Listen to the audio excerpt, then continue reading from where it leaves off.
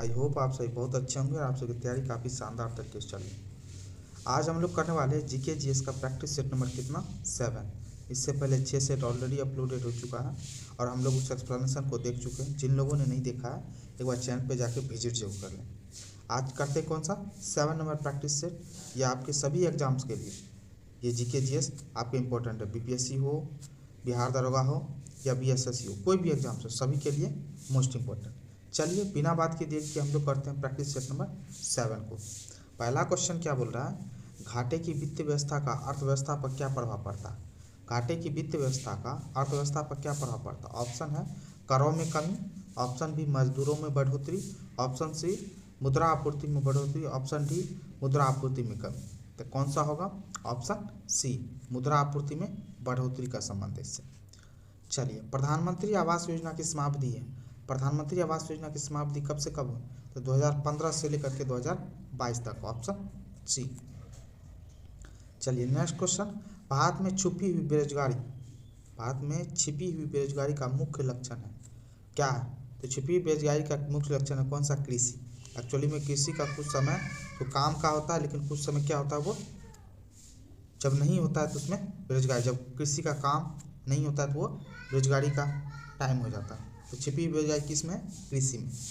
भारत का राष्ट्रीय आय का अनुमान लगाने वाली संस्था, भारत के राष्ट्रीय आय का अनुमान कौन लगाती है, केंद्रीय सांख्यिकी संगठन, कौन, ऑप्शन डी। नेक्स्ट क्वेश्चन है, भारत में वह राज्य जिसमें सबसे अधिक शिक्षित बेरोजगारों का प्रतिशत हुआ है। शिक्षित बेरोजगार की बात करते हो, सबसे ज़्यादा शिक्षित कहाँ, शिक्षा कहाँ, तो केरल में। तो बेरोजगारों की संख्या भी केरल में, ऑप्शन सी। नेक्स्ट क्वेश्चन है, निम्न करों में से कौन सा एक कर संघ द्वारा लगाया गया तथा वसूला जाता है किंतु संघ तथा राज्यों में बांटा जाता है। कौन सा ऐसा कर है जो सेंट्रल सरकार को, सेंट्रल गवर्नमेंट लेती है, लेकिन उस जो लिया गया टैक्स है वो केंद्र और राज्य दोनों में बांटा जाता है। कौन सा, रेल किराया तथा माल भाड़े पर कर, ठीक है, ये केंद्र और राज्य दोनों में बांटा जाता है। चलिए नेक्स्ट, निम्न में से किस राज्य ने सर्वप्रथम लोकायुक्त संस्था की स्थापना की थी। लोकायुक्त संस्था की स्थापना सबसे पहले किसने की थी, तो महाराष्ट्र ने किया था, ऑप्शन बी। नेक्स्ट क्वेश्चन है, निम्नलिखित में से कौन एक राजकोष के नीति का भाग, राजकोष के नीति का भाग है।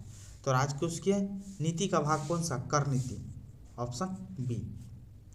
नेक्स्ट, राष्ट्रीय विकास परिषद के सचिव के रूप में भूमिका कौन निभाता है। तो कौन निभाता है, तो इनमें से कोई नहीं है, ना ही सचिव वित्त मंत्रालय का, सचिव योजना मंत्रालय का, सचिव गृह मंत्रालय का, सचिव वित्त मंत्रालय का, इनमें से कोई नहीं, ठीक है।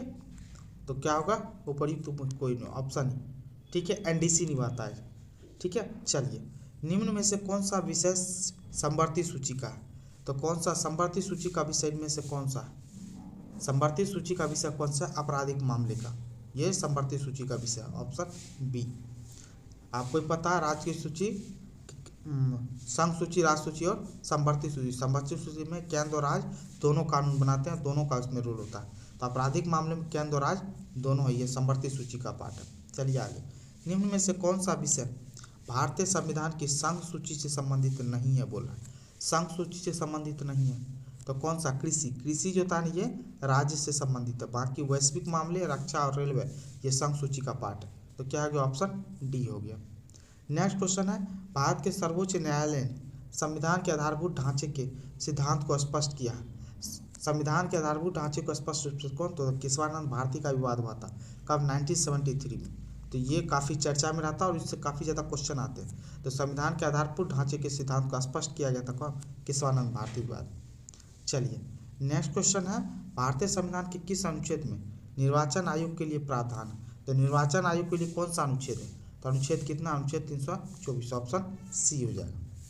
नेक्स्ट क्वेश्चन है, राज्य वित्त आयोग है एक, राज्य वित्त आयोग एक क्या है, तो राज्य वित्त आयोग एक संवैधानिक संस्था है, ठीक है, ऑप्शन सी।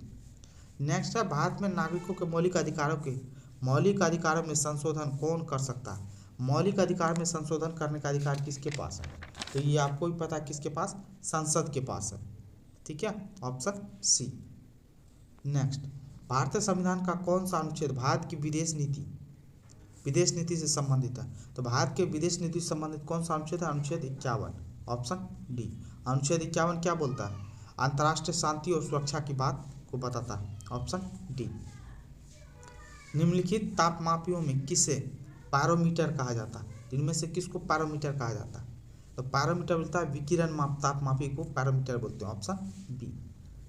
नेक्स्ट क्वेश्चन है निम्नलिखित गैसों में से कौन सी एक ग्रीन हाउस गैस क्या बोल रहा है? नहीं है। तो ग्रीन हाउस गैस इनमें से कौन सा नहीं है? तो कौन सा नहीं है? तो ऑक्सीजन ग्रीन हाउस गैस नहीं है। बाकी मीथेन, NO2, CO2 ये सब के सब क्या ग्रीन हाउस गैस है, ठीक है। तो कौन नहीं है? Option B. वायु की गति निम्नलिखित द्वारा नापी जाती है। तो वायु की गति किसके द्वारा नापी जाती है? तो वायु की गति नापते हैं एनीमोमीटर से, ऑप्शन बी। नाभिक के रिएक्टर में विमंदक क्या बोल रहा है? विमंदक या प्रशीतक दोनों की तरफ प्रयुक्त होने वाला पदार्थ कौन है? तो कौन सा है? विमंदक और प्रशीतक के रूप में नाभिक के रिएक्टर में इस्तेमाल होता है किसका? भारी जल का इस्तेमाल होता है, ऑप्शन बी, जिसको D2O भी बोलते हैं आप लोग, ठीक है। चलिए, मानव की सामान्य स्वस्थ आंख की स्पष्ट दृष्टि की न्यूनतम दूरी मानी जाती है कितनी? ये तो आप लोग बचपन से ही रख रहे हैं, 25 सेंटीमीटर, ऑप्शन डी। जंग रहित लोहा बनाने में प्रयुक्त होने वाली महत्वपूर्ण धातु कौन सी है? तो कौन सी है? तो क्रोमियम याद रखिएगा, ऑप्शन सी, जंग रहित लोहा बनाने में प्रयुक्त महत्वपूर्ण धातु है। पेंसिल का लेड क्या बोल रहा है? पेंसिल का लेड है। तो पेंसिल का लेड क्या है? ग्रेफाइट है। ग्रेफाइट का इस्तेमाल किया जाता है पेंसिल में, ऑप्शन सी। नेक्स्ट, गैल्वेनीकृत लोहे पर लेप होता है। गैल्वेनीकृत लोहे पर किसका लेप चढ़ाया जाता है? तो गैल्वेनीकृत लोहे पर चढ़ाया जाता है किसका? जस्ते का लेप चढ़ाया जाता है, ऑप्शन डी। पित्तल की कौन सी धातुओं का मिश्रण होता है? अब बोल रहा है पित्तल में कौन सी धातुओं का मिश्रण होता है? पित्तल बना होता है किसका? तांबा और जस्ता का मिश्रण होता है, ऑप्शन सी। नेक्स्ट क्वेश्चन है भारतीय पशु चिकित्सा विज्ञान अनुसंधान संस्थान स्थित है। तो भारतीय पशु चिकित्सा विज्ञान अनुसंधान कहाँ पे अवस्थित है? तो इनमें से कोई नहीं। तो एक्चुअली में है कहाँ पे? बरेली में। कहाँ पे है? बरेली, जो कि कहाँ पड़ता है? यूपी में। तो ऑप्शन कौन सा होगा? उपरोक्त में से कोई नहीं, ऑप्शन ई। चलिए, विटामिन डी निम्न में से कौन सा का पाया जाता है? विटामिन डी में निम्न में से कौन सा पाया जाता है? विटामिन डी में क्या पाया जाता है? तो विटामिन में calciferol, option B. Vitamin E का महत्वपूर्ण स्रोत निम्नलिखित में से कौन सा? अब विटामिन ई का महत्वपूर्ण स्रोत कौन सा?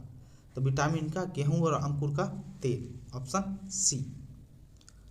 जिस रूप में पौधा नाइट्रोजन प्राप्त करते हैं वह पौधा नाइट्रोजन किस रूप में प्राप्त करता था? नाइट्रेट के रूप में प्राप्त करते हैं, ऑप्शन बी, ठीक है। निम्नलिखित में से किस युग में सही सुमेल नहीं है? अब सही सुमेल नहीं है तो इनमें से कौन सा? थायमिन वेरी सही है। एस्कॉर्बिकम, एस्कॉर्बी, विटामिन ए, वरंता, विटामिन के, रक्त जमना। तो क्यों? उपयुक्त में से कोई नहीं, ऑप्शन ई। नेक्स्ट क्वेश्चन, मानव रक्त के लिए कौन सा रक्त समूह सर्वाधिक दाता यूनिवर्सल डोनर होता है? तो कौन सा ब्लड होता है जो यूनिवर्सल डोनर होता है? ऑप्शन बी, ओ समूह, ठीक है। चलिए, कंप्यूटर में उपयोग आने वाली आईसी चिप्स किससे बनी होती है? तो आईसी चिप किसका बना होता है? सिलिकॉन का बना होता है, ऑप्शन बी। लार निम्न में से किसके पाचन में सहयोग आती है? जो मुंह में लार जो पाया जाता है तो किसके पाचन में सहयोग आती है? तो स्टार्च के पाचन में सहयोग करती है, ऑप्शन डी। नेक्स्ट क्वेश्चन, निम्नलिखित में से किस विटामिन में कोबाल्ट होता है? और कोबाल्ट कौन से विटामिन में पाया जाता है? तो आपको पता है विटामिन B12, ऑप्शन डी। मनुष्य में अल्फा टॉक्सिन खाद्य विषाक्त समानतः कौन सा अंग प्रभावित होता है? अल्फा टॉक्सिन से कौन सा? तो यकृत सब क्या होता है? प्रभावित होता है, ऑप्शन डी। सूची 1 को सूची 2 से मिलान करना है। अब देखिए, स्टेथोस्कोप किसका होगा? तो हृदय की ध्वनि सुनने के लिए इस्तेमाल होता है, एक का 3। स्फिग्मेनोमीटर किसका होता है? रक्त मापने के लिए होता है इसका। कैरेटोमीटर का इस्तेमाल किसका होता है? तो सोने की शुद्ध कैरेट का समझते ही हैं, कैरेट को सोने की शुद्धता का पता लगाने के लिए। और लक्स मीटर पता ही है, प्रकाश की तीव्रता मापने के लिए होता है। तो कौन सा हो जाएगा? 3, 4, 2, 1। तो ऑप्शन देखिए कौन सा है? तो ऑप्शन सी हो गया, 3, 4, 2, 1। नेक्स्ट क्वेश्चन देखते हैं, फेडरेशन कप किस खेल से संबंधित है? तो फेडरेशन कप किस खेल से संबंधित है? आपको ही पता है। तो किससे? इनमें से कोई नहीं, ना ही पुरुष टेनिस से, महिला टेनिस से, हॉकी, पुरुष हॉकी से, क्रिकेट से। इन सभी से उपयुक्त में से कोई नहीं, ऑप्शन ई। माउंट एवरेस्ट को फतह करने वाली सबसे युवा भारतीय कौन है इसमें से? तो कौन है? अर्जुन वाजपेयी है सबसे युवा भारतीय, ऑप्शन डी। राष्ट्रीय डेयरी अनुसंधान संस्थान स्थापित है।